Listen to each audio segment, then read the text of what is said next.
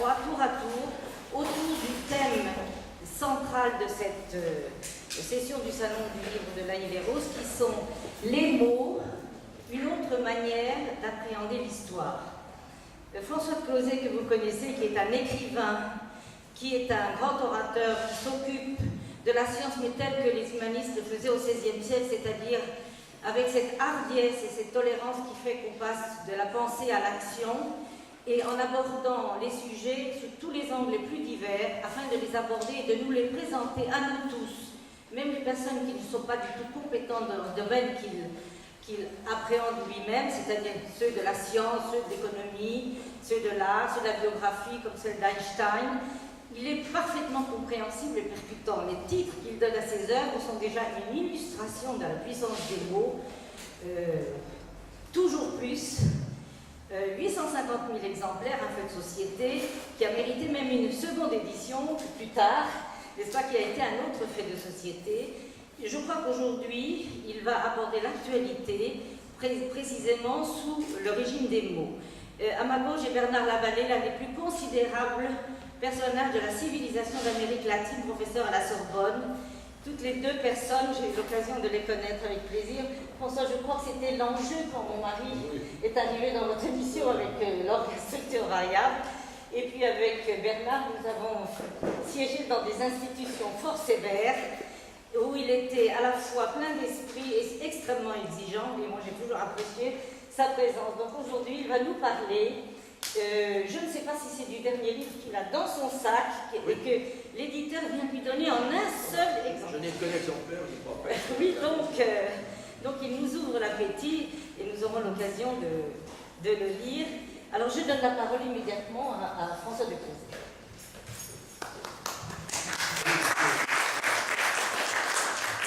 Vous avez raison de mettre les mots et la politique ensemble, parce que les mots et la politique, c'est au cœur de la démocratie. Une démocratie, c'est d'abord une logocratie. Une démocratie, ça se joue d'abord à travers des paroles, et quand on cesse de s'expliquer avec des mots pour s'expliquer avec des coups, on est sorti de la démocratie. Et le fait est qu'il y a un usage et un mauvais usage des mots qui est évident, notamment dans cette période particulière de l'histoire que nous vivons, notre actualité. Voyez-vous, si je prends les problèmes qui sont vraiment au cœur, là, ce dont on discute, on vous explique que tout le débat, si on est sur le plan de l'économie, c'est de savoir s'il faut faire de la relance ou de l'austérité. D'accord. La moitié de la France veut faire de la relance, la moitié veut faire de l'austérité. Et dès qu'on prend ces mots, qui sont les mots qu'on s'arrache, qu'on se lance à la figure, vous faites de la relance, il faut faire de la relance, vous faites de l'austérité, etc. Bon, tac, là, hop, on attrape les mots, clac, on va l'ouvrir. On va voir ce qu'il y a. Qu'est-ce qu'il y a dans le mot relance?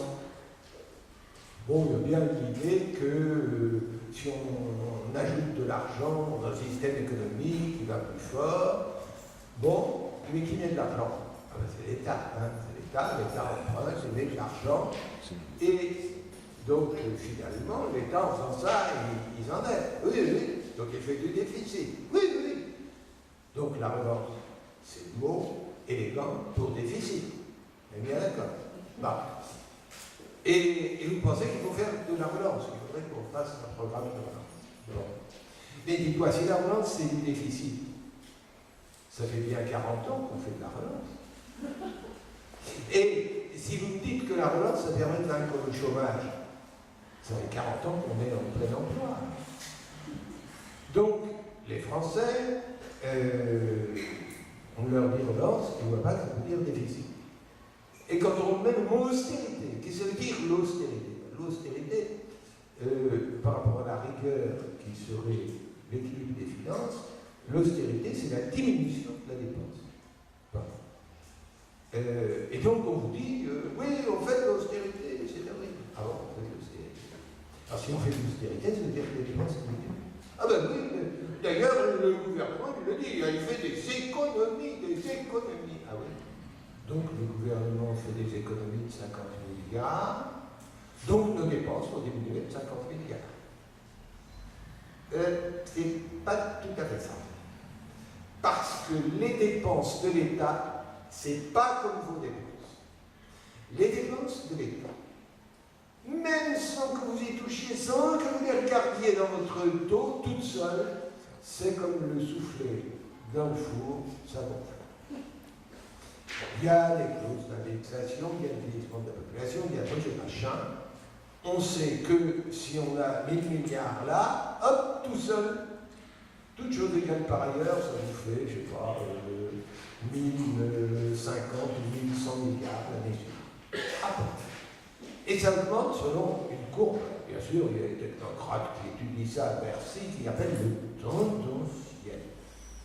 Donc, la dépense publique suit naturellement le tendanciel, qui est vers la hausse, pas de tendanciel. Et quand on fait des économies, qu'on calcule, on fait tant d'économies. Ah oui, on fait le calcul sur le tendanciel. C'est-à-dire que le budget dont on vous dit qu'il représente des économies, il est plus élevé, évidemment, que le budget précédent. Mais comme on dépense moins que si on dépensait davantage, bien qu'on dépense plus, on peut dire qu'on dépense moins. Autrement dit, à l'heure actuelle, le budget de 2015 de l'État est en augmentation de volume de dépenses sur le budget de 2014, bien qu'on répète qu'on fasse des économies. Ce qui veut dire concrètement qu'aujourd'hui en France, nous n'avons pas commencé l'austérité. Hein? Donc vous avez compris, nous n'avons jamais cessé la relance, nous n'avons pas commencé l'austérité. Et la France entière, il faut arrêter l'austérité, il faut commencer la relance. Vous voyez comment, en jouant simplement sur les mots, on peut dire et faire croire absolument n'importe quoi. Hein? Pour prendre des tas de mots comme ça, en vous montrant comment on en joue, parce qu'en plus, on va connoter ces mots. Par exemple, à l'heure actuelle, je ne sais pas si vous avez remarqué, moi je m'appelle François. Mon sein avait une particularité, qu'il était pratiquement seul à voir. Il était stigmatisé. Aujourd'hui, tout le monde est stigmatisé. Quoi que vous fassiez, vous stigmatisez. Hein? Donc, ce n'est plus le mot lui-même, à force d'être utilisé, signifie tellement de choses à lui tout seul que j'ai plus la peine d'expliquer. Vous stigmatisez. Ah bon, on stigmatise, et c'est très mal de stigmatiser. Donc, il faut arrêter les mots. Vous discriminez. Hein? Par exemple, quoi que vous fassiez qui différencie les droits des Français et des étrangers, vous discriminez. Ben, bien sûr, je discrimine, parce que si la nationalité n'est pas discriminante, on peut la supprimer. Hein? Mais on a dit que discriminer, c'est pas bien. De la même façon, on ne peut pas relancer le mot revendication sans ajouter légitime. Hein? Faut vraiment être pilote d'Air France, gagner 15 000 € par mois et risquer de foutre en l'air la compagnie nationale pour qu'on dise est-ce que c'est légitime? Je ne suis pas sûr, en dehors de ça, la revendication est forcément légitime. Et donc tous les mots, tout notre vocabulaire se décline comme ça, soit donc on a changé le sens des mots, les gens leur attribuent un certain sens, c'est plus du tout ce sens qu'ils ont, et n'oubliez pas en plus que c'est sur des mots que l'on s'engage en politique. Enfin, il y a une chose que j'ai jamais compris, c'est que des gens disent « je suis de gauche, je suis de droite, je suis socialiste, je suis ». Qu'ils disent « je vote pour la gauche, je vote, on comprend, je suis ». Car, moi je suis moi. Je suis moi. Qu'est-ce que c'est que cette histoire? Je suis, je veux pas. Ben non. Et donc, le mot, les mots, par exemple gauche, droite, se mettent à prendre une signification extraordinaire. C'est chercher d'idéologie, c'est deux camps, c'est deux France qui s'opposent. Et on ne peut jamais avoir qu'une France hémiplégique, tantôt hémiplégique gauche ou droite. Je trouve simplement qu'on a si mal fait les pays qu'aujourd'hui, il n'y a plus d'autonomie politique de gestion. Aujourd'hui, gouverner la France, c'est suivre le principe de réalité pour éviter, pour retarder l'effondrement du pays. C'est tout. Que vous ayez gauche ou droite, ça change absolument rien. Et donc, vous voyez ce désarroi extraordinaire qui se fait dans l'opinion. On nous a habitués à dire ou bien c'est de droite, ou bien c'est de gauche. Ça n'a rien à voir, c'est le monde opposé, c'était la guerre civile religieuse.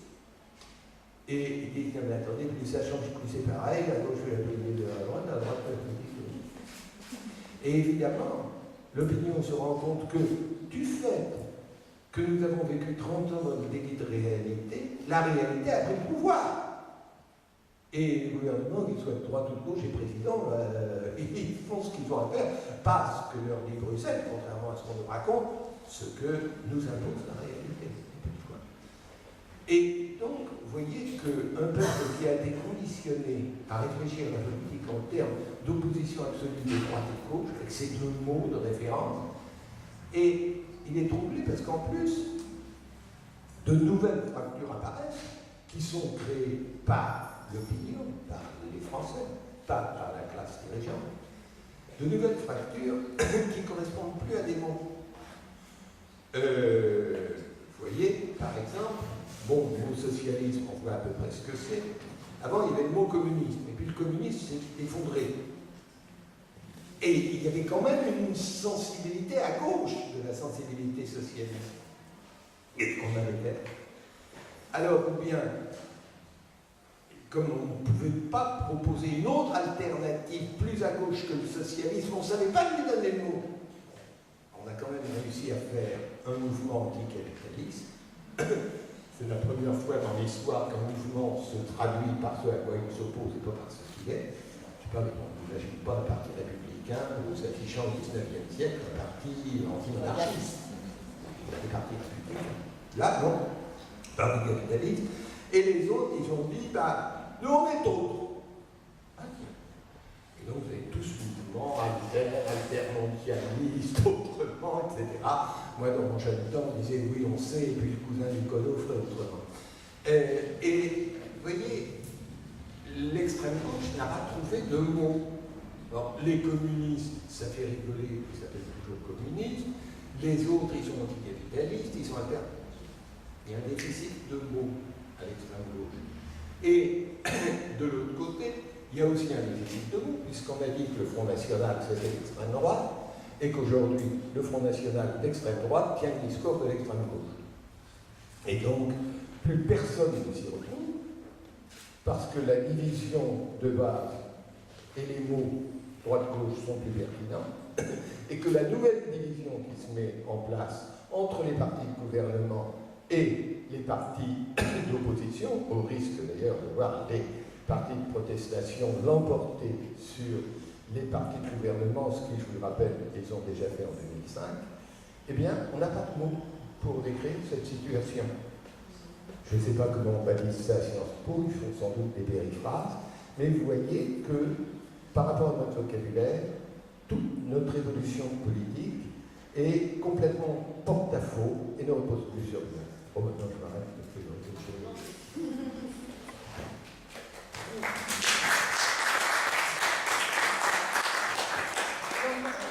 François, j'aimerais bien que vous n'arrêtiez pas là, mais vous disiez quelques mots quant à la proposition que vous faites, parce que ça fait plus de 20 ans que vous annoncez la catastrophe, c'est une catastrophe qui pointe son nez, mais vous avez écrit un ouvrage qui donnerait une solution possible pour il est important maintenant ou jamais, et que vous pourrez signer, à ceux qui pourront acheter tout à l'heure. Alors, d'un mot, je dis que nous allons, disait lancer, on fera le point après, parce que ce livre finalement c'est le scénario. C'est le scénario, on est dans le film. Alors il n'y a rien de si idiot que de connaître la fin du scénario quand on va voir le film, Mais il n'y a rien de si inquiétant de ne pas connaître la fin du film quand on est dedans. Et là, on est dans le film. Donc, j'ai fait le scénario et malheureusement, je constate que l'actualité suit exactement le film.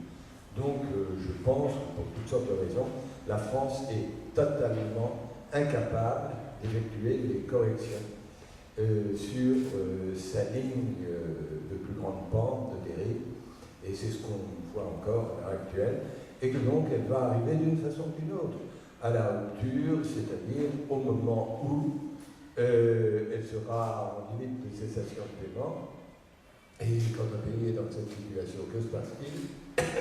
Elle doit faire appel à des financements extérieurs, et c'est la Troïka, la BCE, la Commission, le FMI, qui viennent et qui disent, bon écoutez, si vous voulez de l'argent, il va falloir d'abord faire ça.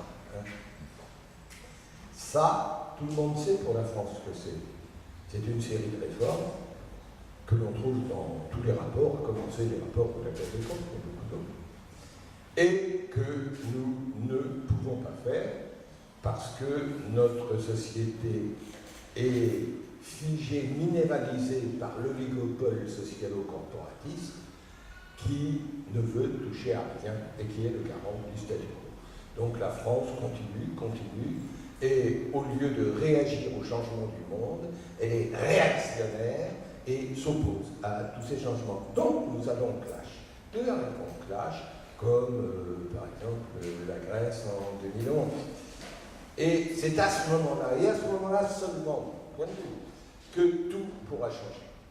Là, c'est le choc. Alors il y a deux sortes de chocs.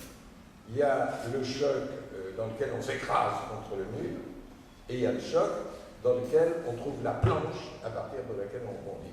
Je pense que c'est peut-être l'occasion de ce choc. Pourquoi? Parce qu'à ce moment-là, comme je vous l'ai expliqué, il va falloir recombiner, refonder le système politique. On ne peut plus avoir la droite et la gauche, étant donné que, je vous rappelle, aux dernières élections, tous les partis de gouvernement ensemble, tous ensemble, ça a fait 27% des inscrits. Et quand vous pensez que tous les partis de gouvernement ensemble, ça veut dire 50% d'un côté, 50% de l'autre. C'est-à-dire qu'aujourd'hui, ce pays est gouverné par un pouvoir qui représente réellement 14-15% du pays. Donc il n'y a pas d'autorité. Il y a un pouvoir, mais il n'y a pas d'autorité de là. Et qu'est-ce qui va se passer au moment où il y aura ce choc, où la France sera au pied du mur, où les Français seront des fonctionnaires qui risquent de ne pas être payés, recevoir leur traitement, les retraités, que les pensions des déposants, que peut-être la banque. Et tout à coup, on arrête la partie. Hein. C'est fini, les Français. Là, tout à coup, tout va changer. Tout va changer dans les têtes, comme c'est dans les têtes que tout est bloqué, tout redevient possible. Et je pense qu'à ce moment-là, ni la droite ni la gauche ne voudront prendre sur eux d'appliquer le programme imposé de l'extérieur, donc ils n'auront de choix que de se réunir, non pas pour gouverner, non pas pour faire un gouvernement droite et de gauche, mais pour faire un gouvernement apolitique, un gouvernement de salut public, un gouvernement qui aura un contrat avec le président de la République et la majorité du Parlement, pas la majorité parlementaire, c'est pas pareil, c'est-à-dire avec les voix de droite, du centre et de gauche, et à partir de là, maintenant, vous faites le sale boulot, vous redressez le pays, vous faites tout ce que nous, on n'a pas su faire, et nous, on vous soutient. C'est l'hypothèse que j'ai expliquée. Il y a, donc, j'écrivais ça il y a 18 mois. Aujourd'hui, je ne l'écrirai plus comme ça. Je ne l'écrirai plus comme ça parce que j'avais en arrière-plan qu'effectivement, il y avait aussi une possibilité, c'est que les forces populistes, protestataires l'emportent. Mais ça va rester hors du champ de la prévision. Ça paraissait impossible. Aujourd'hui, c'est entré dans le champ du possible. Le fait que face à ce choc, les Français donnent le pouvoir national, Marine Le Pen plus ou moins associée à je ne sais pas qui, c'est une possibilité. Ce n'est pas du tout une probabilité, mais une certitude. Simplement, on est passé du champ de l'impossible au champ du possible. Et donc, face à la solution du gouvernement de salut public, dont je pense que ça peut être une solution très heureuse pour notre pays, qu'il vive en force cette transition à laquelle il se refuse, ça va être une solution. Malheureusement, il y a aussi le risque de voir le peuple choisir le Front National et le Front National de devenir majoritaire. C'est évidemment aujourd'hui un risque grave. Pourquoi? Parce que 30 années d'incurie ont divisé la France entre schématiquement la France des perdants et la France des gagnants. La France des grandes villes, la France des petites villes. Et le mépris écrasant affiché par la France des gagnants vis-à-vis de la France des perdants fait que fatalement, cette France à l'abandon, cette France méprisée, cherche des représentants qu'elle ne trouve plus aujourd'hui que dans le Front National. Et cette France-là, si vous vous référez aux dernières études des géographes, Julie et autres, eh bien, elle est majoritaire en France. Voilà ce qu'il faut savoir. Et cette France, elle n'en a rien à faire des consignes de vote. Elle n'en a rien à faire des alliances. Elle se décidera seule. Et elle peut très bien se décider majoritairement pour le Front National. Ça, c'est l'hypothèse du trou noir. Je ne vous en parle pas, car comme vous le savez, personne n'a jamais vu ce qui se passe à l'intérieur d'un trou noir.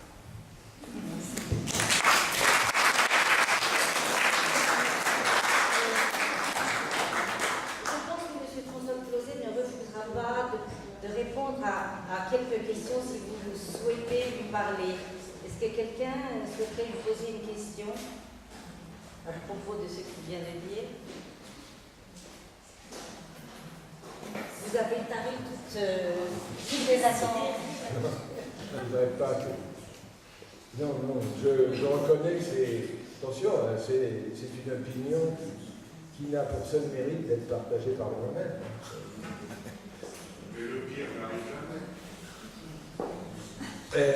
Oui, c'est la conviction qui fait qu'il est fini toujours par être là. La conviction que le pire ne peut pas arriver, il n'y a pas mieux. Et je crois que, n'oubliez pas qu'à l'heure actuelle, en ce moment, quelle est la situation de la France? La situation de la France, c'est ce que nous sommes. M. Hollande, Valls et compagnie, d'aller voir nos partenaires et leur dire, écoutez les gars, on est foutus. On est foutus. On va se casser la gueule. C'est vrai. Mais regardez, on est encore des... Quand on va, nous, se casser la figure, vous allez venir avec nous. Donc, vous ne devez pas nous laisser tomber, parce que c'est vous qui allez tomber. C'est le seul argument, le seul. C'est l'argument de nullité, c'est l'argument de notre ruine, c'est le seul argument qui reste à la France vis-à-vis de ses partenaires, jusqu'au jour où les marchés financiers se diront mais qu'est-ce que c'est que ça, il ne prendra jamais mon pognon, et commence à faire monter nos taux d'intérêt, et ce jour-là, on sera dans la phase du projet. Monsieur Lavallée, vous voulez vous poser une question? Oui, j'avais une question à vous poser qui m'a, à propos de quelque chose que vous avez dit, qui m'a arrêté, puisque cette rencontre est axée sur les mots. Vous avez dit que vous avez remarqué que les nouvelles formations de gauche n'ont pas de nom propre, qu'il n'y a pas de mots, elles n'ont pas trouvé de mots pour se définir.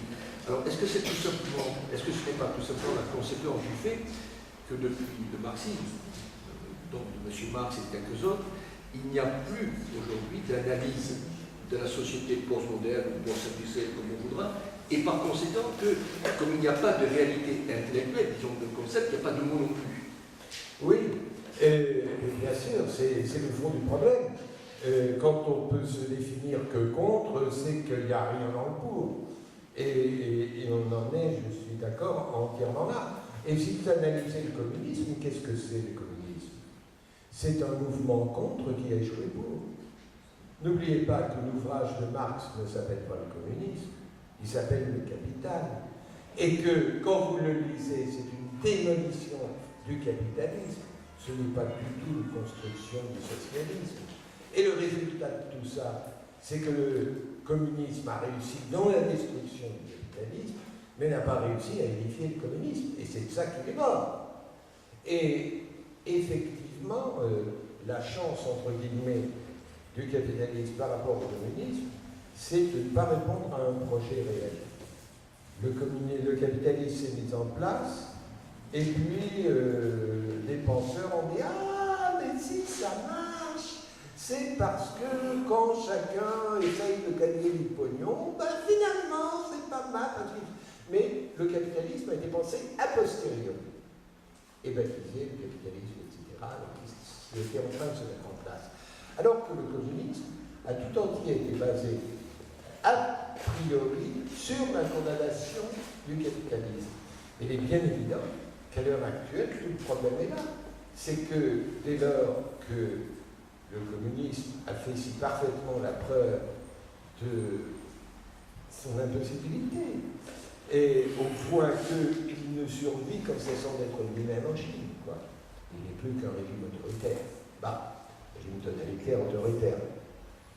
Et effectivement, le fait, ce qu'il y a de grave, c'est que ça veut dire surtout que les gens, disons, de gauche, ne veulent pas se convertir au réformisme et ne veulent pas non plus se réclamer du communisme et ne veulent pas abandonner leurs rêves. Alors, finalement, il pourrait s'appeler le parti du cul entre deux chaises. Cécile, vous voulez poser une question? Oui. Pourriez-vous nous dire un mot d'un mot qu'on utilise, utilisé actuellement, très souvent, et de façon un peu particulière, le populisme. Qu'est-ce que c'est? Alors, qu'est-ce que c'est pour moi le populisme? Le populisme, c'est un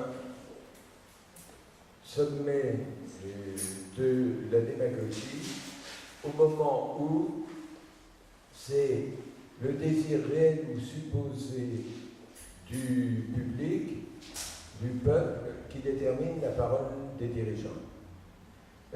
C'est le moment où les dirigeants, les représentants sont les purs reflets des représentés.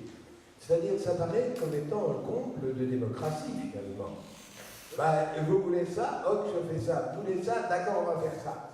Et donc, on répercute, sans remplir ses responsabilités de dirigeants, qui sont de mettre en cohérence des révoltes, des appétits et des revendications souvent contradictoires. Là, dans le populisme, on ne se donne pas « Ah, vous voulez qu'on... Bon, on ferme la fenêtre, bon. Et vous voulez qu'on... La porte... On ferme la porte aussi. Et qu'est-ce que vous voulez? Lui, on l'invite. Bon, d'accord, on l'invite. Lui, on l'invite pas. Ça ne fait rien. Et vous voulez de l'argent pour ça? On vous donne. » C'est ça, le populisme. Alors, la démagogie, ça commence dans la démagogie. Et ça finit quand il n'y a plus de logique que de répondre aux différentes envies, désirs, manifestations, aspirations, et on ajoute en général, en court-circuitant les corps intermédiaires. J'ai pas... l'expérience que nous avons des corps intermédiaires en France me fait constamment regretter la loi de Chapelier, mais quand je vois les corps intermédiaires dans d'autres pays, je me dis qu'après tout, c'est être utile. Mais enfin, c'est un peu comme ça, moi, je vois le populisme.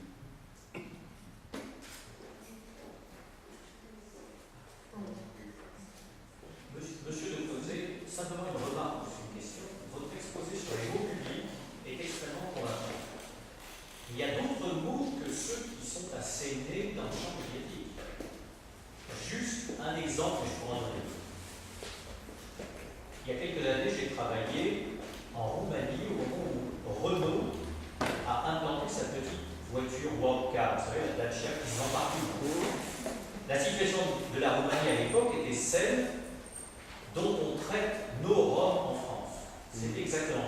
Je parle de l'année 2000, c'est facile. Aujourd'hui, vous avez tous ces gens-là qui parlent anglais, qui voyagent, qui travaillent sur des iPhones et des tablettes, et qui ne pensent que management de la qualité. Je veux donc dire simplement qu'il y a d'autres mots très utilisés par des millions de personnes dans notre Europe, et qui ne sont pas ceux du public ou des médias, qui ne sont pas ceux de nos dirigeants politiques, et qui ne sont pas seulement ceux des dirigeants économiques. Et ces mots, ils sont très quotidiens. Et donc ça me fait verser plutôt vers l'optimisme. Non, mais vous savez, par exemple, en France, tous les mots liés à libéralisme, capitalisme, concurrence, ont des connotations absolument épouvantables. Les riches, on n'en parle pas. En France, le scandale, c'est pas qu'il est pauvre, c'est qu'il est riche. Et donc, on voit très bien qu'au contraire, dans beaucoup d'autres pays, les connotations sont en sens contraire.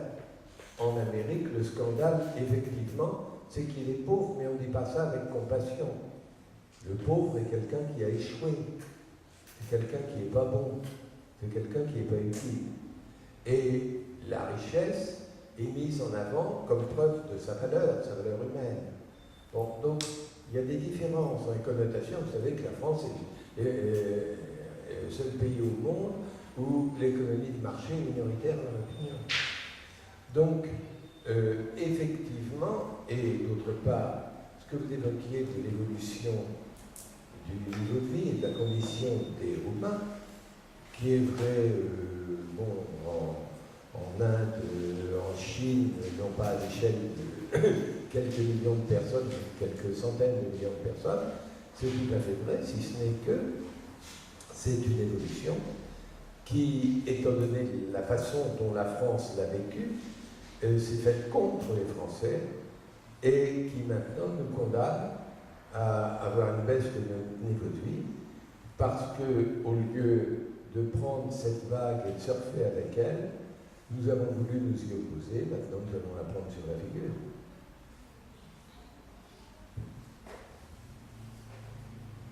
D'autres questions? Je vais donc donner la parole à M. Bernard Lavallée qui va parler des mots dans un tout autre domaine.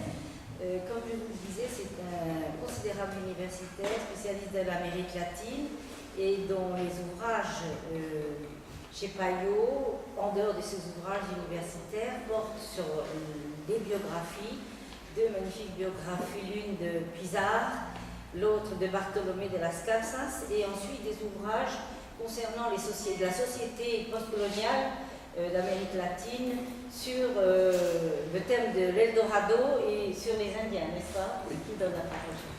Merci, Suzanne. Bien, je vous remercie de m'avoir invité de nouveau, puisque j'étais venu, je crois, il y a 2 ans ici même, et c'est un grand plaisir et un grand honneur d'être devant vous. Et effectivement, lorsque Suzanne m'a annoncé quel était, disons, l'axe de cette journée, c'est-à-dire le problème des mots, l'histoire des mots, ou les problèmes que posent les mots, j'ai pensé qu'effectivement, je pourrais participer à ces réunions sans me sentir trop étranger, même si, bien entendu, je vais, après les magistrats exposés que nous avons vus sur les mots dans la France d'aujourd'hui, je vais évidemment vous emmener ailleurs, en Amérique dite latine, et en une autre époque, le XVIe siècle. Comme tout le monde le sait, la conquête de l'Amérique par les Européens, pas uniquement les Espagnols d'ailleurs, puisque tout le monde s'y est mis, les Portugais, les Français, les Anglais, les Hollandais, cette conquête a été l'occasion d'un ensemble gigantesque de transferts d'idées, transferts de structures politiques, transferts d'organisations économiques, transferts malheureusement de population, je fais allusion à l'esclavage, et aussi de modifications qui sont des transferts locaux, de modifications donc imposées au peuple premier, comme on dit aujourd'hui, c'est-à-dire au peuple originaire, au peuple indigène, terme que l'on emploie aujourd'hui pour les raisons que vous savez. Et dans tout cet énorme ensemble, ce maelstrom de changements imposés, cruels et sanglants, et quelquefois génocidaires, les mots ont bien entendu joué un rôle considérable. Alors je ne peux pas, dans les quelques minutes qui me sont parler de l'ensemble de la question, et c'est pour cela que je parlerai du problème de la religion, qui est un aspect des choses que je connais mieux et qui nous permet, je crois, de voir un certain nombre de processus qui sont, valables pour les autres aspects de la société. En effet, lorsque les premiers Européens sont arrivés en Amérique, et concrètement dans les Grandes Antilles, à Saint-Domingue, ils ont d'emblée eu un problème qui était le problème de la compréhension. Comment communiquer avec l'autre? Et cette grande question va être une réalité constante qui va durer pendant pratiquement un siècle, c'est-à-dire tout au long de la conquête des Amériques, puisque les Européens, comme vous le savez, vont rencontrer en Amérique des espaces fort différents et des sociétés fort différentes aussi. Pour ce qui est de la religion, pourquoi la religion est-elle aussi importante? Et parce que vous savez que la raison fondamentale donnée à l'arrivée, à la conquête et à la présence espagnole en Amérique a été que la couronne d'Espagne avait pour mission de répandre dans les territoires en question la foi chrétienne. Autrement dit que la croisade que l'on présentait comme cela, qui avait amené la fin de la reconquête en Espagne sur les morts, qui se termine en 1492, reprenait en 1492 encore, mais de l'autre côté de la mer Océane. Et donc, ce problème nécessaire pour la justification de la présence espagnole, de la conversion des Indiens, a posé d'entrée une question fondamentale: comment s'exprimer et comment comprendre dans les deux sens, l'indigène, comme on disait à l'époque, vers l'européen et l'européen vers les populations originaires. Nous avons un certain nombre de témoignages dans la plupart des régions de l'Amérique, dans des époques ailleurs différentes aussi, qui nous expliquent, et cela ne pouvait pas se faire autrement que pour se faire comprendre, puisqu'on n'avait pas les mots, il y avait les gestes. Et donc, les premiers contacts, on n'ose pas dire discours, les premiers échanges entre les Européens et les populations rencontrées vont se faire, ces premiers contacts vont se faire par le geste. Il y a un certain nombre d'ouvrages, en particulier Las Casas, dont la biographie est ici, qui nous explique comment ça se passait à Saint-Domingue, mais on a des documents un peu plus complexes, un peu plus complets, qui sont des documents jésuites, car lorsque les jésuites sont arrivés au Brésil, vers les années 1540-1550, ils ont eu ce problème, et eux, évidemment, comme leur formation et surtout leur perspective était fondamentalement pédagogique, ils se sont beaucoup attachés à développer un langage par signes, et dans leurs lettres annuelles, ils nous expliquent, cartas annuas, ils nous expliquent comment ils s'y prenaient. Mais, à vrai dire, la question dont je veux entretenir s'est surtout posée lorsque les Espagnols sont arrivés sur le continent, c'est-à-dire au Mexique, qui a été la première terre continentale véritablement colonisée. Alors pourquoi le problème s'est posé dans une autre échelle? Tout simplement parce que ce n'était plus 300 000 Indiens, peut-être, comme à Saint-Domingue, que les Espagnols ont rencontrés, c'était là des millions d'Indiens. Et donc, ce problème de la compréhension mutuelle a été d'emblée un problème multiplié, énorme pour les Espagnols, car ils se sont bien rendus compte que sans cette compréhension mutuelle, par les mots, peut-être on le verra aussi par d'autres canaux, il ne serait pas possible de faire passer les ordres, puisqu'il faut bien dire cela comme ça, de l'État espagnol, mais non plus le message des religieux, que les frères des ordres, des différents ordres, essentiellement franciscains dans un premier temps, avaient à transmettre. C'est pour cela que, en fait, lorsqu'on étudie le travail des ordres religieux au Mexique, je parlerai donc essentiellement du Mexique, on s'aperçoit que cette question des mots est une question absolument essentielle. Lorsque pour vous expliquer comment les choses se passent, les premiers Espagnols arrivent au Mexique en 1519. Et les premiers religieux franciscains, 12 franciscains, 12, pas pour rien que le chiffre est choisi, 12 franciscains arrivent en 1524. Et lorsqu'ils arrivent, ils s'aperçoivent effectivement qu'ils sont venus pour rien, car ils ne peuvent pas travailler. Ils ne comprennent pas ce que leur disent les Indiens, et les Indiens, à l'évidence, ne comprennent pas ce qu'ils disent. Et c'est pour ça que dans ce groupe de 12, dont, précisons-le, 3 frères ne sont pas hispanophones, ce sont 3 flamands, ils sont flamands, que va naître l'idée qu'il faut absolument apprendre la langue des Indiens. Et le plus connu, qui est connu sous le nom espagnol, Fray Rique, va effectivement se mettre non seulement à apprendre la langue indienne, le nahuatl, mais aussi à essayer, et c'est là que les mots prennent une nouvelle profondeur, à essayer de passer d'une langue à une autre.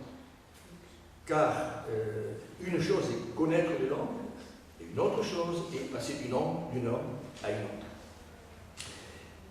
Et donc, sous l'influence de Rocodorique, le frère Rocodorique, les franciscains vont se mettre à apprendre le nahuatl.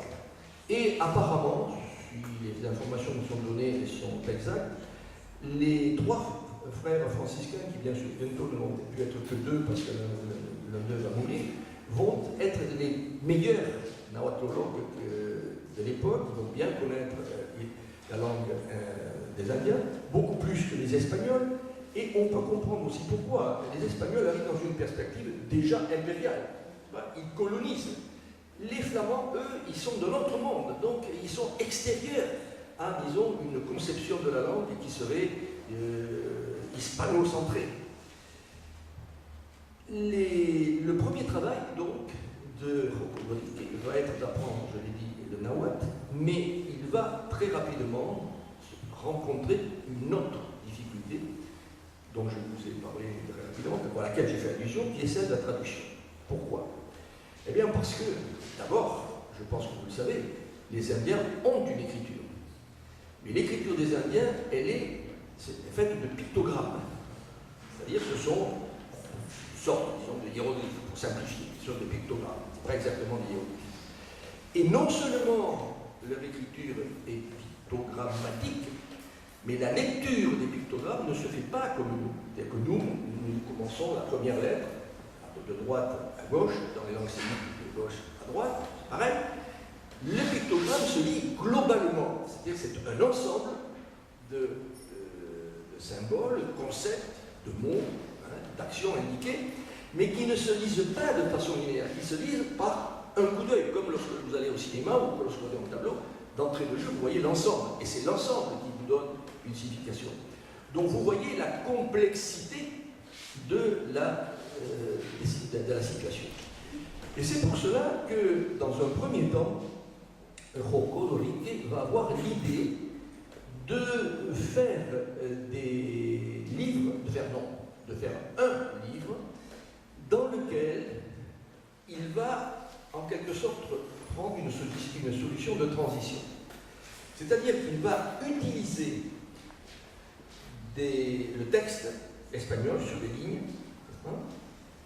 et au-dessus, il va indiquer les pictogrammes qui correspondent à l'idée centrale du mot indiqué. Autrement dit, vous voyez, il est obligé de briser le cadre général de la lecture, entre guillemets, que les Indiens avaient de leurs moyens de communication, et il va en quelque sorte obliger le pictogramme à se plier à un nouveau type de séquence et surtout à s'inscrire dans une continuité, alors que, comme je vous l'expliquais, jusque-là, il était appréhendé. Les pictogrammes étaient appréhendés globalement.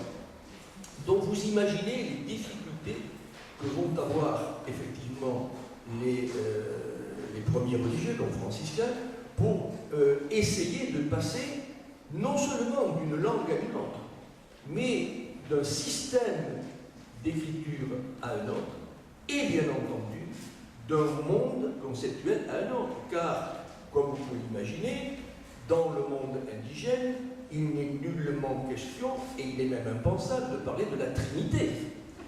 il est impensable de parler de la Vierge en tant que Vierge. Il est impensable de parler de la communion. Il est impensable de parler de la confession. Ce sont des réalités qui, pour un chrétien, sont fondamentales et qui, pour un néophyte indien, n'ont absolument aucun sens. Donc, comment appeler, comment désigner, avec des pictogrammes et avec le mot espagnol dessous, ou le contraire, le mot espagnol dessous et le pictogramme dessus, comment arriver à, faire passer un message. Car après tout, le mot sert à faire passer une signification et les mots à faire passer un message. C'est pour cela que, très rapidement, devant les difficultés qui se posent à eux, les religieux franciscains vont opter pour une autre technique. Pendant le Moyen-Âge, beaucoup de populations européennes, évidemment, étaient illettrées, comme vous le savez, et donc, dans les prédications des ordres religieux en Europe, les franciscains avaient une spécialité. Et leur spécialité, c'était d'utiliser comme base de leur prédication l'image. Et cette technique, en Europe, était en train de disparaître, de s'estomper. On la voit reparaître, bien entendu, au Mexique, parce que, par l'image, on fait comprendre des choses que l'on ne peut pas dire par les mots. Et donc, on voit refleurir des séries de toiles peintes qui représentent soit des scènes essentielles de l'histoire sainte, le Testament, soit sous une forme théâtralisée, si vous voulez, des concepts comme celui du péché, par exemple, ou de la Trinité dont je parlais tout à l'heure. Et celui qui va remettre en quelque sorte ces dessins à l'honneur, si je peux dire, ajoutons le petit drapeau, c'est un Français, et moi je l'ai ajouté le drapeau 2 fois, car c'était un franciscain français de mon pays, il était taillé, moi je suis landais, je suis à côté, n'est-ce pas? Et il s'appelait vraisemblablement La Testera, qui est un nom très répandu dans la région, mais qui est connu sous le nom de Testera en espagnol. Mais il est connu qu'il y a plusieurs prières, Las Casas en parle de lui, donc il est connu pour avoir développé une prédication qui désormais fait fi de la langue qui ne peut pas passer, qu'on ne sait pas faire passer d'un monde mental à un autre, au profit de l'image. De l'image, on nous explique comment on déroulait des toiles peintes et avec un grand bâton, n'est-ce pas, pendant que le frère espagnol disait ce qu'il avait à dire, et son interprète, j'y viens, on va parler des interprètes, son interprète expliquait aux Indiens de quoi il retourne. Mais bien entendu, je n'ai pas besoin de vous dire que cette technique est une technique rudimentaire. Je veux dire par là qu'elle ne va pas, elle est très rapidement, elle trouve ses limites.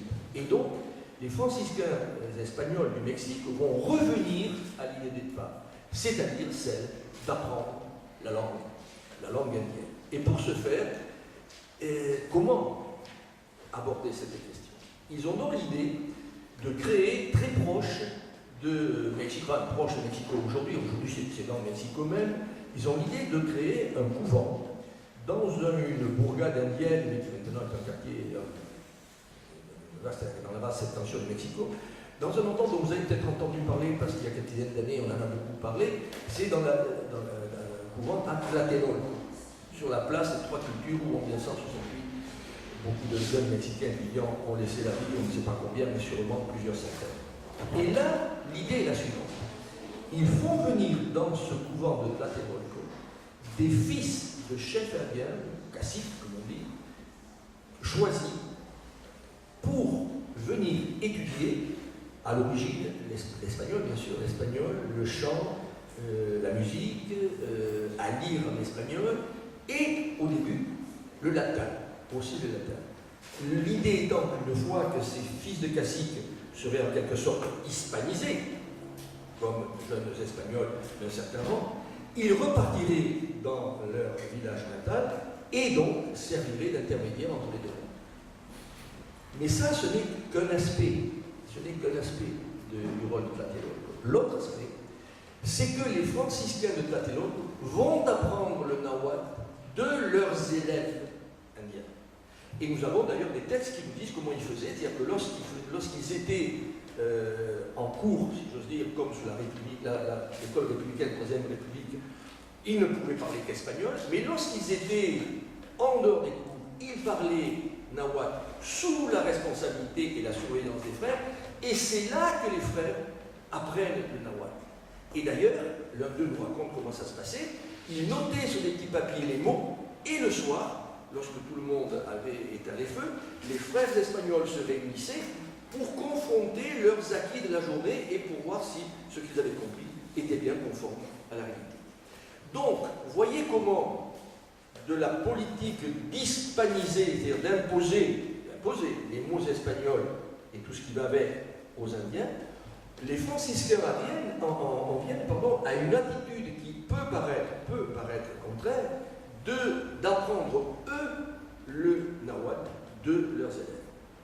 Et donc, on a un processus d'acculturation, si on veut parler comme les anthropologues et les ethnologues d'aujourd'hui, qui fait que ces franciscains ont compris même maintenant qu'il faut qu'ils connaissent la langue indienne pour effectivement aller ensuite prêcher dans les villages de campagne dans la langue que leurs ouailles comprendront, c'est-à-dire le nahuatl.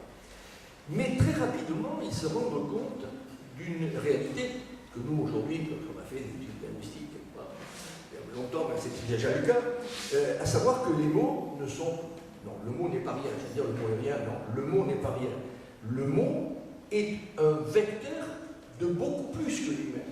Le mot est en fait un élément, c'est comme sur un iceberg, c'est la pointe qui désigne tout, qui révèle, qui vient de toute une mentalité. Et donc, les frères espagnols, qui se mettent à apprendre et qui maintenant désormais savent le nahuatl, se disent, mais savoir le nahuatl n'est rien si nous ne connaissons pas l'histoire des Indiens, si nous ne connaissons pas ce que le mot Dieu veut dire pour eux, si nous ne comprenons pas comment fonctionnait cette société pour arriver à lui faire admettre, car bien entendu le processus est d'imposer les modèles européens, il ne faut pas se faire d'illusions. Et donc, une fois qu'ils ont acquis la langue, ils se mettent à étudier le passé indien, l'histoire, la société, la culture, la religion. Car évidemment, c'est quand je connaîtrai très bien le fonctionnement de la religion indienne que je pourrai trouver les moyens d'imposer, c'est ça qu'il s'agit, d'imposer la mienne. Et donc, dans un deuxième temps, on voit ces franciscains, mais aussi vous allez voir les autres ordres, se mettre à étudier systématiquement le passé indien. Et ils le peuvent car nous sommes, disons, en 1540, 50, et ça va continuer encore, il y a encore des gens qui ont vécu, qui sont du monde pré-hispanique. Et donc, certains religieux vont aller dans certains endroits, dans certains villages, qui sont, comme on dit aujourd'hui, détachés de préoccupations évangéliques, évangélisateurs, pour interroger des Indiens, un peu comme le font les anthropologues aujourd'hui, ou les gens de terrain, les sociologues, etc. Et donc, de cela va naître une génération de franciscains qui vont laisser des œuvres fondamentales sur le passé indien. Et c'est comme cela que nous connaissons, c'est à partir d'eux, que nous connaissons les sociétés préhispaniques. Alors, bien entendu, peut-on dire que c'était des ethnologues avant la lettre? Bon, moi je veux bien, je n'ai pas de religion, c'est ce que je veux dire à cet égard. Je pense qu'il faut être bien prudent. Mais, en tout cas, ces gens-là, avec les moyens du bord et les moyens et les concepts de leur époque, ont ouvert la porte à ce que seront les sciences humaines ou sociales à partir de la fin du XIXe siècle et au XXe. Et de la même façon, on peut dire que la linguistique moderne en Europe est née à ce moment-là. Pour la première fois, il y a eu véritablement une réflexion sur, je répète, la langue, mais le passage d'une langue à l'autre.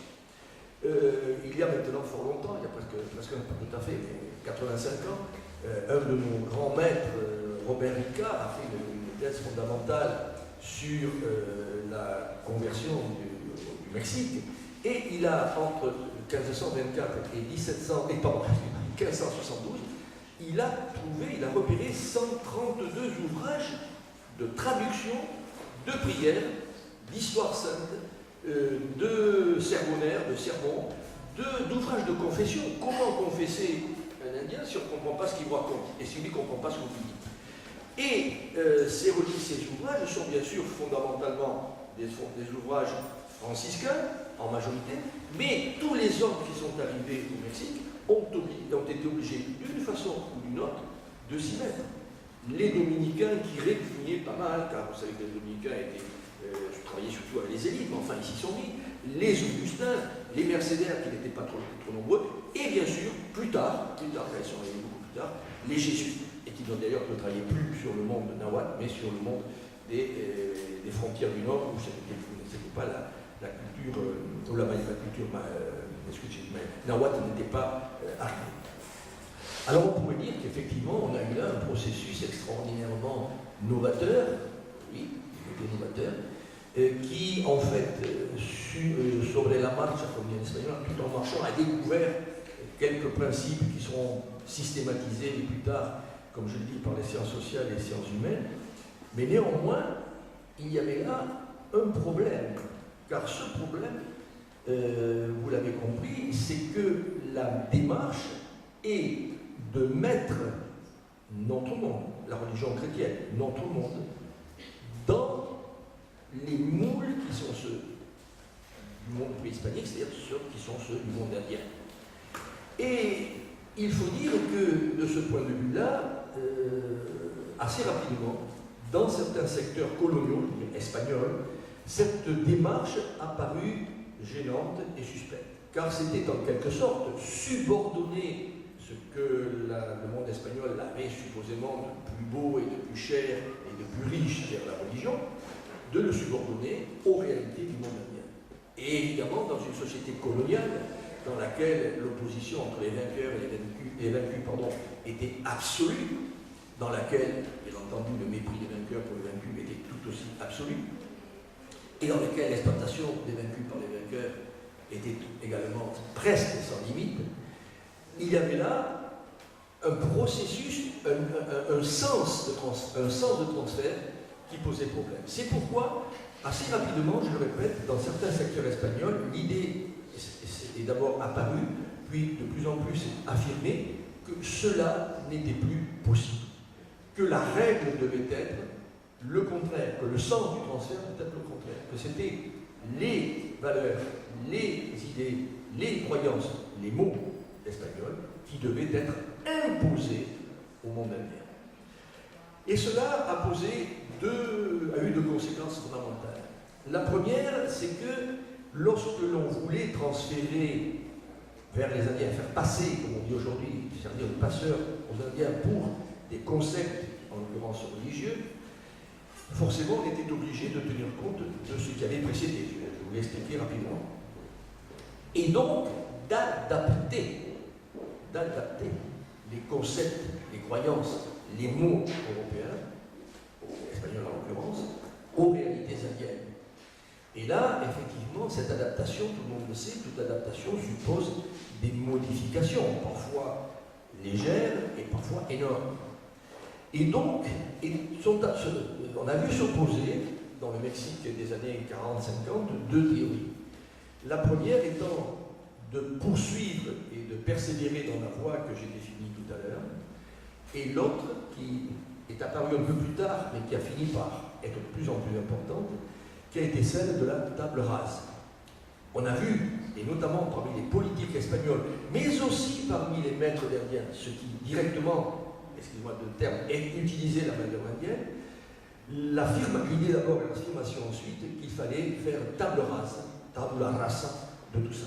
C'est-à-dire qu'il ne fallait plus tenir compte de ce que les Indiens avaient été et étaient encore.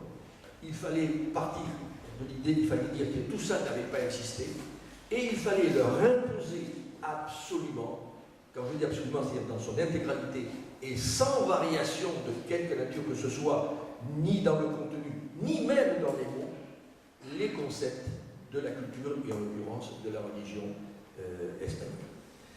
Mais cela passait forcément par une autre obligation. C'est que si l'on procède comme ça, il faut passer forcément par la langue espagnole. C'est-à-dire qu'il faut inverser complètement le processus suivi jusque-là, arrêter, si j'ose dire, les frais, et décider que désormais, les Indiens doivent parler espagnol, et que tout cet enseignement que l'on leur donnera, en l'occurrence l'enseignement religieux, mais les autres aussi, se feront désormais en espagnol. C'était évidemment, vous l'avez compris, autour des années 1570, un renversement, non pas d'alliance, mais radical d'une politique. Et c'est pour ça que la thèse de notre maître à tous, Robert Ricard, s'arrête en 1572, parce que c'est à ce moment-là que se situe le basculement dont je vous ai parlé. Et ce basculement, il est considérable, car il est non plus comme auparavant. Plutôt, auparavant, l'idée c'était d'arriver à trouver on n'emploie pas le terme bien entendu à l'époque, mais une société métissée, je parle du point de vue culturel, puisqu'on tenait le plus grand compte de ce qui avait précédé les Espagnols. Désormais, c'est plus ça qui compte. Désormais, on rentre dans une société coloniale, sans état d'âme. Ce qui compte, c'est ce que apportent et ce qu'imposent les colons, en l'occurrence les Espagnols. Et donc, tout cela change considérablement. Mais ne change pas du tout au tout. Pourquoi? Car même si la politique qui va être suivie désormais est celle que je vous ai définie en quelques mots, néanmoins, les ordres religieux se sont bien rendus compte que cette politique ne pouvait pas être suivie absolument. Car malgré tout, en quelques décennies, on ne pouvait pas rendre hispanophone des millions d'Espagnols, d'Indiens, ne fût-ce que les Indiens du plateau central du Mexique. Et c'est pour cela que, sans véritablement désobéir, mais en adaptant quand même leur obéissance, les ordres religieux ont décidé que désormais, ils continueraient à enseigner les langues indigènes dans la formation de leurs missionnaires, qu'on appelait doctrineros. Ce n'étaient pas plus des missionnaires au sens on l'entend en général en Europe, des gens qui avaient en charge, qu'ils soient espagnols ou nés au Mexique d'ailleurs, espagnols nés au Mexique, qui avaient en charge les paroisses indiennes qu'on appelait les doctrineros. Et donc, pendant toute l'époque coloniale, dans les couvents, dans les principaux couvents des ordres religieux, on formait les futurs doctrineros à l'apprentissage de la langue indienne. Et devant cette nécessité absolue, le pouvoir colonial d'ailleurs va accepter lui aussi cette pratique. Il va même la rendre obligatoire, à savoir qu'avant de nommer des frères doctrineros dans les paroisses indiennes, on leur fera subir un petit examen en langue indienne. Seulement, là va se poser un dernier problème, et je terminerai là-dessus. C'est que si effectivement les Espagnols au Mexique, comme dans d'autres régions, par exemple dans les Andes, avaient rencontré un empire, il y avait une langue impériale qui était le náhuatl. Seulement, tous les Indiens ne parlaient pas la langue de l'empire. Et donc, ce qui s'est passé, c'est que très souvent, les frères doctrineros étaient formés aux mots et aux concepts náhuatl, mais on les largués, excusez-moi le terme, dans des paroisses qui ne parlaient pas ces langues-là. Et qu'est-ce qui s'est passé? Eh bien, ce qui s'est passé, c'est un paradoxe, c'est que ce sont les Espagnols qui ont répondu. Les Espagnols qui normalement devaient être là pour les frères espagnols, les religieux espagnols qui normalement devaient être là pour répandre, pour pratiquer l'hispanisation, pour répandre l'espagnol, en fait, ce qu'ils ont fait, ils ont répandu et systématisé le náhuatl au Mexique ou le quechua dans les Andes. Et c'est donc la puissance coloniale qui en fait a tendu et a contribué fortement à uniformiser le panorama linguistique des peuples conquis. Voilà, je vous remercie.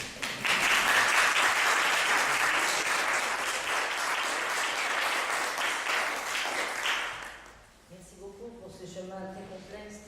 Lorsque l'on envisage souvent d'une manière assez radicale, enfin la colonisation et la République espagnole, ça nous donne une idée.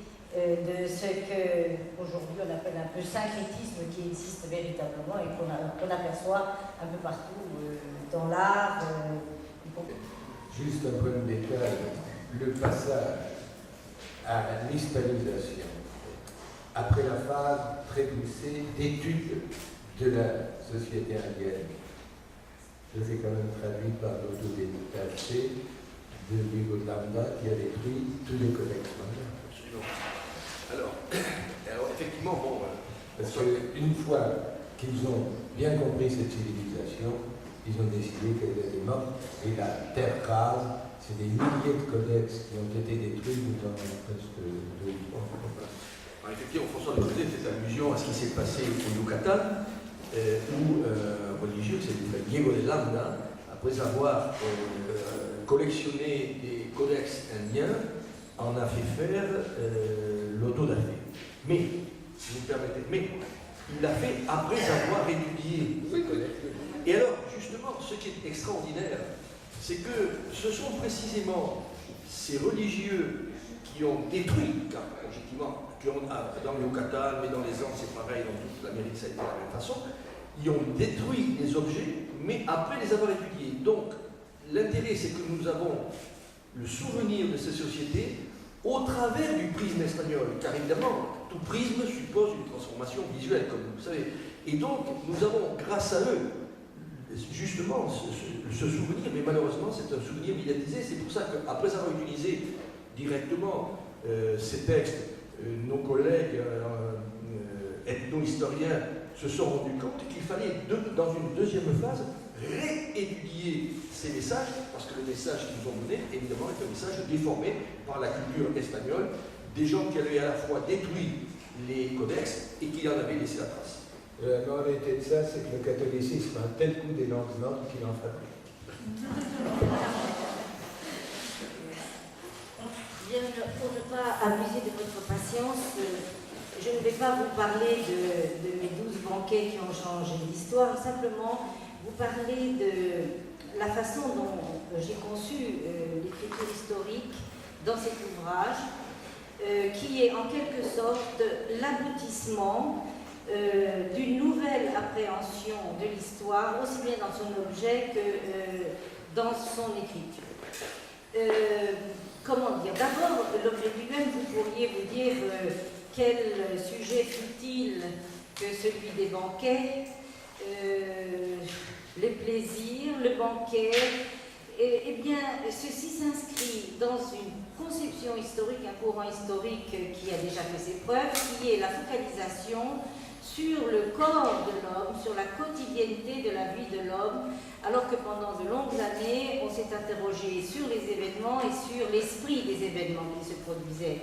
Aujourd'hui, vous avez des historiens comme Vigarello qui s'occupent véritablement du corps, de tout ce qui faisait la vie des hommes et que l'on conçoit très bien, donner un panorama de l'histoire tout à fait différent. J'ajouterai cependant que c'est un objet donc de plaisir, mais un objet sérieux de plaisir que le banquet. Pourquoi? Parce que le banquet, bien qu'il soit réduit dans son espace, c'est-à-dire qu'un banquet c'est une table, autour d'une table et la spectacularisation de la table, c'est un espace forcément réduit et presque ponctuel. Cependant, la visibilité des banquets n'existe que si l'on les conçoit comme métonymie, c'est-à-dire une partie de l'État, du royaume ou même une partie de la civilisation. Un banquet était le signal d'un pouvoir et chaque élément d'un banquet, c'est-à-dire le menu, ce qu'on y mangeait, la façon dont il s'y prenait, relevait d'abord d'une science de la stratégie gouvernementale, c'est-à-dire qu'on plaçait les gens exactement comme on gouvernait un pays. Et deuxièmement, dans un autre détail, c'est que pour pouvoir parler de ces banquets qui étaient une métonymie de l'histoire, bien sûr, chacun des banquets qui sont ici présents ne sont conçus que comme partie prenante d'un contexte historique qu'il fallait circonvenir.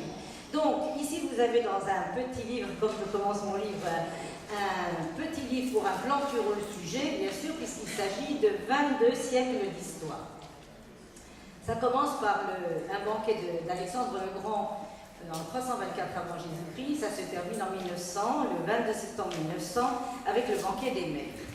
Mais quand je disais que chaque élément était métonymique, c'est que par exemple, pour prendre un des repas extrêmement connus, qui sont ceux des banquets de Louis XIV, on pouvait prendre le moindre élément du banquet.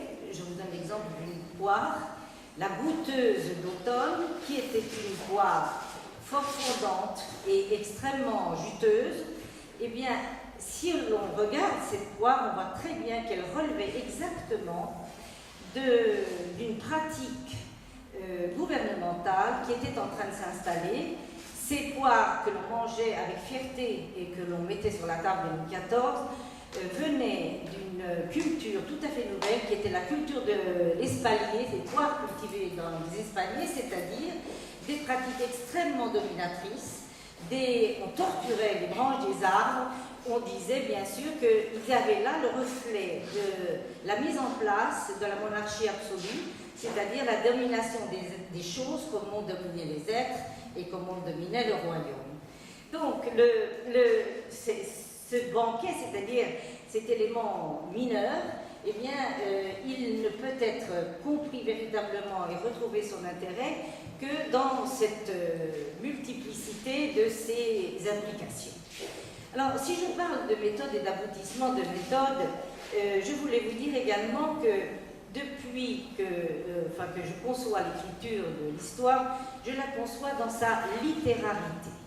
C'est-à-dire qu'il faut savoir que depuis une quarantaine d'années, sous l'impulsion en gros d'un Américain qui s'appelait Hayden White, il était entendu qu'un historien était un scientifique, qu'il faisait de la recherche comme on faisait de la recherche des sciences, et que par la force des choses, son écriture devait être aussi dépouillée, dénudée, disons inexistante, comme les ouvrages scientifiques. C'est-à-dire que l'idéal d'un historien était en quelque sorte l'idéal du bulletin météorologique, c'est-à-dire les faits, et on a vu ainsi des biographies, surtout américaines, se développer sur les hommes où on savait à chaque heure de la journée ce que le personnage avait fait.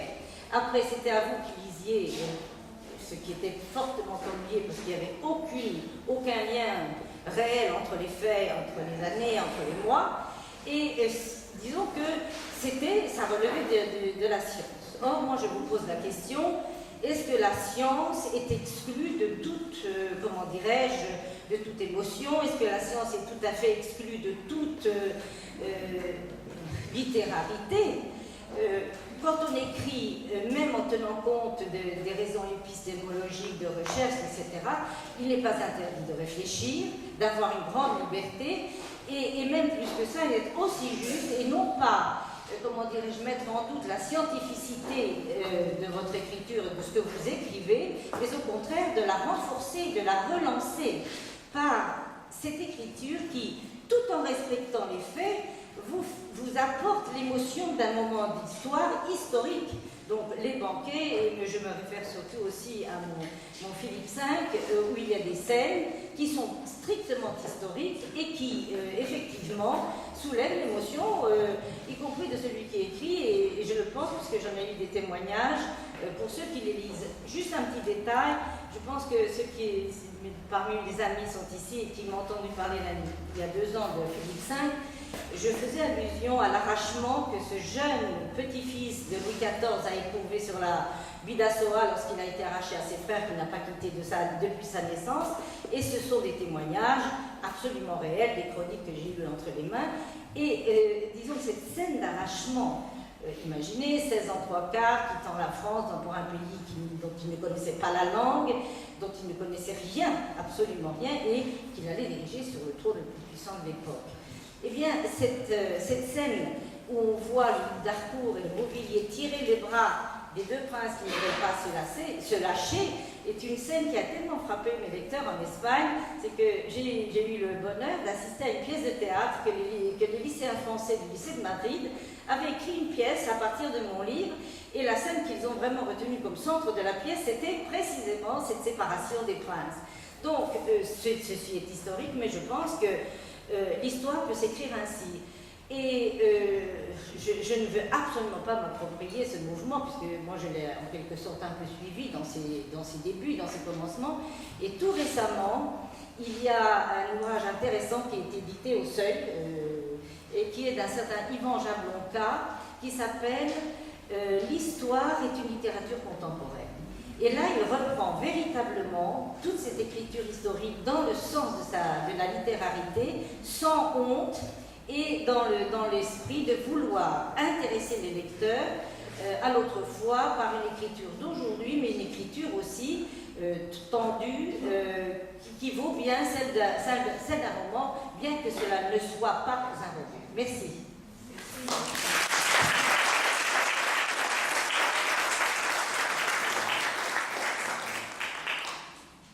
Je ne sais pas si vous avez des questions à poser. En tout cas, de ce fait, maintenant, si vous voulez avoir une signature de François Closet, il va falloir faire vite, n'est-ce pas? Et il faut qu'on descende puisque vos livres sont en bas. Merci en tout cas d'être venu. Merci parce que, comme vous le savez, nous avons vécu un salon du livre très particulier, avec une rupture qui a été recollée au dernier moment. Et je remercie de tout cœur ceux qui sont venus pour disons, consacrer les efforts d'Anne Dervé.